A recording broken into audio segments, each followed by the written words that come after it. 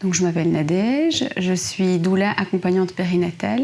Dans le déroulement d'un accouchement physiologique, il y a la libération de plusieurs hormones, notamment l'ocytocine et l'endorphine. C'est des hormones très timides qui ont vraiment besoin de conditions favorables pour pouvoir être libérées et pour que l'accouchement se déroule bien et rapidement. Et donc, c'est des hormones qui se libèrent dans un environnement qui est très intime. Et donc, c'est important qu'il y ait un cadre médical qui sécurise justement la naissance et le bon déroulement de l'accouchement. Mais un accouchement, c'est long, on a besoin de soutien, on a besoin d'être rassuré, on a besoin d'être dans un environnement qui permet de vraiment lâcher prise et d'être en confiance avec des personnes qui sont familières et qui rassurent. C'est important de savoir qu'il existe différents acteurs, pas de meilleur choix d'accompagnant. Tous les accompagnants sont bons à partir du moment que c'est un choix que la femme a fait. On peut avoir un suivi médical par un gynécologue. Il fait de la physiologie, mais il sera vraiment expert de la pathologie. À côté de ça, la sage-femme est vraiment la gardienne de la physiologie. Elle peut faire aussi tout le suivi médical de la grossesse et le jour de l'accouchement.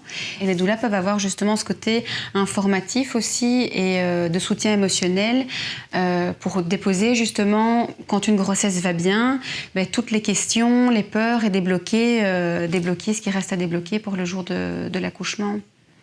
Aujourd'hui, donc, il y a une majorité de femmes qui accouchent à l'hôpital, c'est 98%. Ça veut dire qu'elles ont un suivi gynécologique classique. Le gynécologue va les suivre pendant toute la grossesse. Et donc, il existe l'option d'avoir un plateau technique, c'est-à-dire qu'on choisit sa sage-femme et que dans certains hôpitaux, elle garde la responsabilité médicale. Et elles pourront aussi assurer le suivi postpartum. Du coup, ça assure vraiment une continuité tout au long de la grossesse, de l'accouchement et du postpartum. Il existe d'autres options comme le gîte intra-hospitalier dans lequel le couple aura l'opportunité de rencontrer toute l'équipe. Donc, même s'ils n'ont pas la garantie de savoir avec qui ils accoucheront le jour même, ils auront déjà eu un contact avec au moins une fois une personne de l'équipe.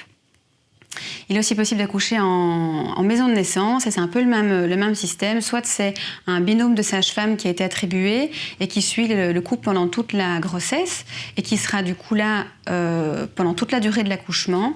Ou alors aussi de pouvoir rencontrer différentes personnes de l'équipe et de se sentir en sécurité et rassurée parce que les différentes personnes auront déjà été rencontrées à l'avance. Et la même chose à domicile, c'est d'avoir justement une personne ou deux sages-femmes qui ont été attribuées dès le départ et qui peuvent suivre vraiment le couple médicalement et émotionnellement tout au long de la grossesse et de l'accouchement.